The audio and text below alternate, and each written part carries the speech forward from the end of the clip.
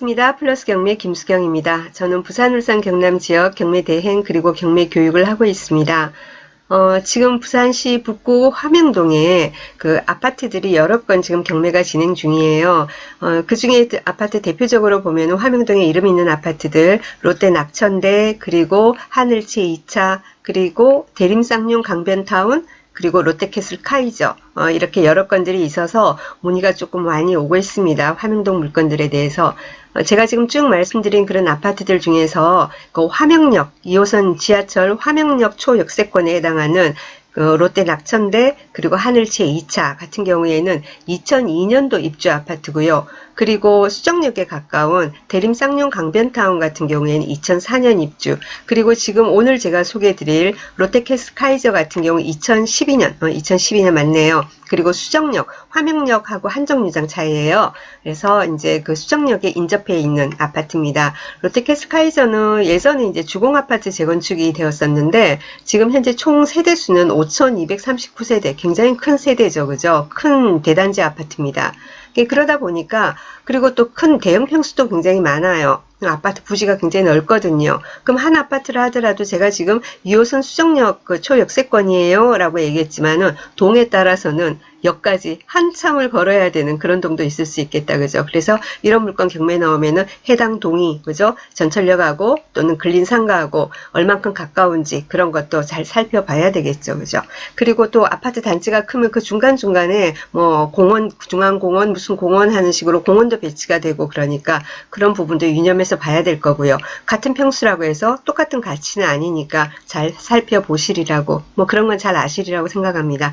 저는 뭐 물건 분석보다 권리 분석 위주로 쭉 해드리고 있습니다. 공부하자고 하는 거라서. 그래서 해당 물건의 가치에 대해서는 동일 평수에 따라서도 분명히 많이 차이가 난다는 걸 아시고는 정확히 하는 그런 물건 분석을 여러분 스스로 잘 하셔야 됩니다. 자, 지금 해당되는 물건은요, 48평형입니다. 304동 27층 되는데요. 그러면은 해당 물건 위치가 어딘지는 한번 지도를 한번 보도록 하겠습니다. 제가 2호선 수정역이라고 말씀드렸습니다. 그죠? 2호선 수정역이고, 여기가 이 큰, 이제, 대단지, 그죠? 뭐, 5천 몇백 세대 되는 그런 아파트입니다. 그러다 보니까 우리 303동의 위치를 한번 살펴보도록 하겠습니다. 일단 줄여서 전반적으로 보고요. 이렇게 되거든요. 여기 학교가 쭉 있는데, 학교가, 그죠? 초, 중, 고 다 있어요. 예. 아까 그 지도를 줄이니까 화명 중학교만 나오는데 옆에 명덕 초등학교도 있습니다. 초등학교, 중학교, 고등학교 다 있어요. 자, 303동 찾겠습니다. 303동을 아까 제가 강의를 준비하느라고 보니까 입지가 굉장히 좋더라고요. 조금 더 줄여야 더 보시기가 편하겠다. 예. 여기가 2호선 전철역이거든요. 2호선 전철역이고 여기 은행 있고 상가 있네요. 그리고 바로 여기 솔레움 공원, 화성 근린공원에서 여기 공원이 있습니다. 그리고 303동이 여기에요. 여기고요. 요 호실에 해당합니다. 3호 라인은 여기에요. 그래서 이쪽 남서향이라고 봐야 될 것 같아요. 그리고 이쪽 이쪽 이렇게 되겠죠. 보이는 조망이, 그죠? 앞베란다 기준으로 하면은 남서향에 해당이 되겠습니다. 자, 층도 좋아요. 27층이라서. 그리고 지금 감정이 5억 9,300 이렇게 나와 있습니다. 한 번 유찰이 돼서 4억 7,440만원 이렇게 돼 있는데, 호가는 이 정도 되는 물건 같은 경우 48평형인데 동마다 약간 차이가 나지만 뭐 6억 내외 이 정도가 되는 것 같습니다. 보통 보면은 경매 물건들이 보면은 최근에 경매 물건 보면은 감정가보다 현재 시세가 낮은 경우가 많이 있는데 이 해당 물건 같은 경우는 그렇지 않은 것 같습니다. 그래서 지금 조금 더 관심이 있으신 분은 현장 가셔가지고는 이 동일평형 48평 나온 거 몇 동 많이 나와 있을 거거든요. 300 몇 동도 있고 뭐 500 몇 동도 있고 막 그럴 겁니다. 그 보시고 비교를 하셔가지고는 지금 이 물건은 그러면 어느 정도의 시세로 봐야 되겠다고 스스로 판단을 하셔야 돼요. 그래야지 가치를 알아야지 얼마 정도 낮게 써가지고 내가 이걸 한번 받아봐야 되겠다는 계산이 나올 거 아닙니까? 가치를 모르고 무조건 낮게 써가지고 뭐 낙찰되고 이런 거는 아니죠, 그죠? 경매라는 거는 일단 가치 판단부터 일단 돼야 되고요. 어쨌거나 감정가하고 뭐 비슷한 수준, 예, 그 정도 나와 있고 그거보다 조금 호가 높으니까 비슷하게 시세를 보면 될 것 같긴 합니다만은. 어쨌든 지금 최저가가 굉장히 많이 차이가 나요. 현재 시세보다 뭐 1억 몇천이 차이가 나니까 2차에 낙찰될 것은 확실합니다. 10월 31일이에요. 자, 그러면은 권리상의 문제가 있는지 한번 보겠습니다.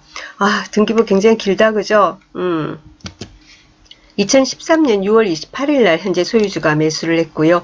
2017년 11월 30일 날 더드림 자산관리대부의 근저당, 이게 이제 말소 기준 등기에 해당합니다.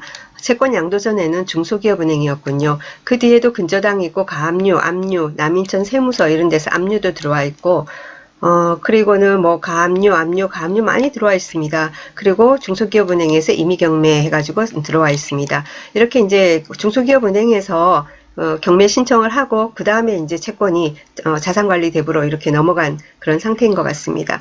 계속해서 중소기업은행에서 가압류들을 사업하시는 분인가 보다, 그죠?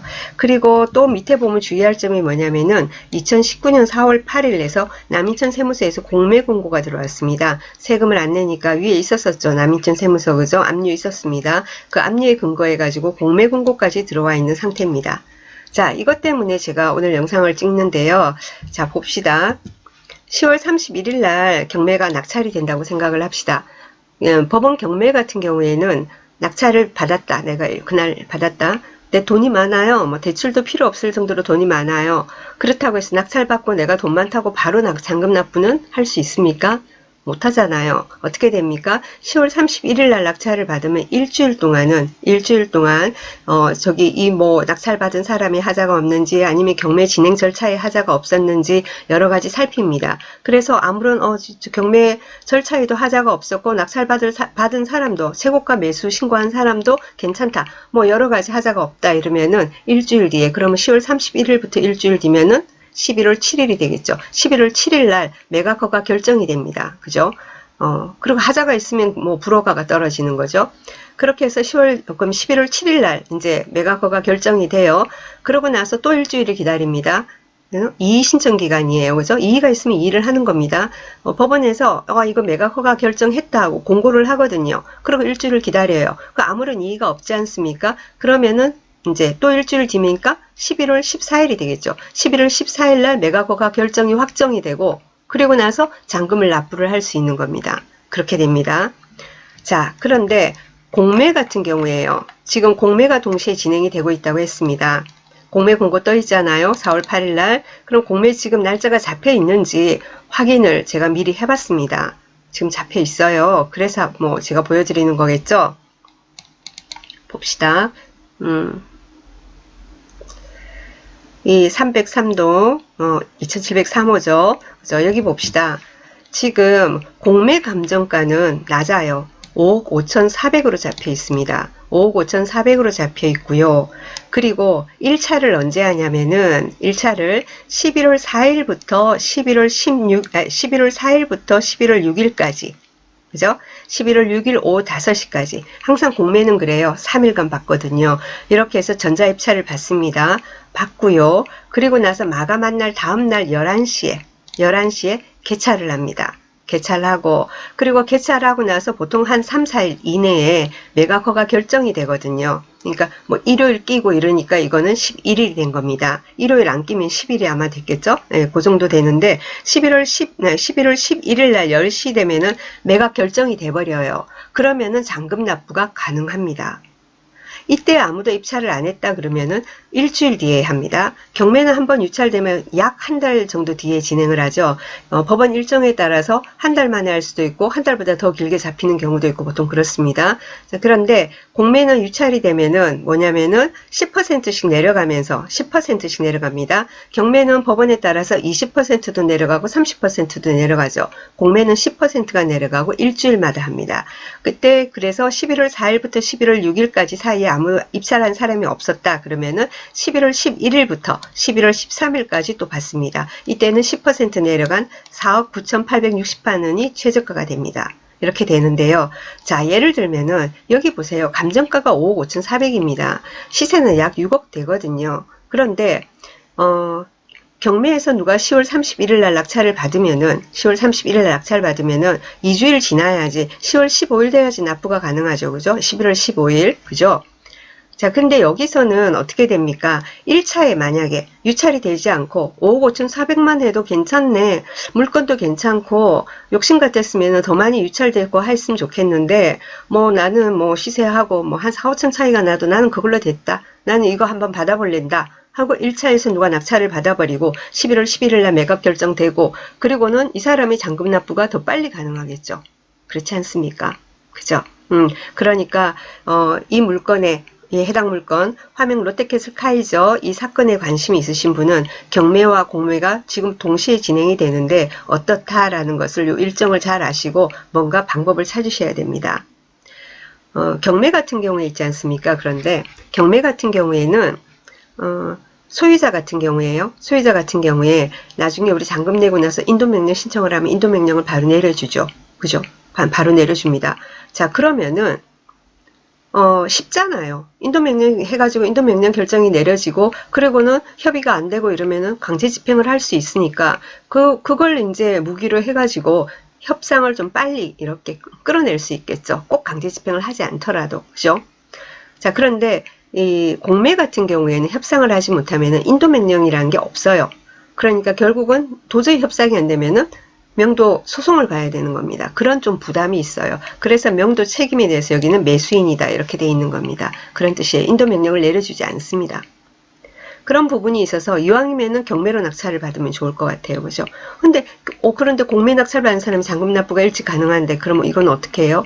그거 다 해결 방법이 있지 않겠습니까? 경매 낙찰 받으시고요. 경매 낙찰 받으시고 공매도 받아버리시고 그리고는 잔금 납부는 경매로 하시고 잔금 납부 경매 돼버리면은 이 공매에 대해서는 뭡니까? 취하가 되겠죠. 그죠? 그러면 이쪽 거는 또 입찰보증금 되돌려 받으시고 너무 간단히 얘기했나요? 네. 여러 가지 방법이 있고 그렇습니다. 고민되는 부분이 있으면은 문의 주시고요.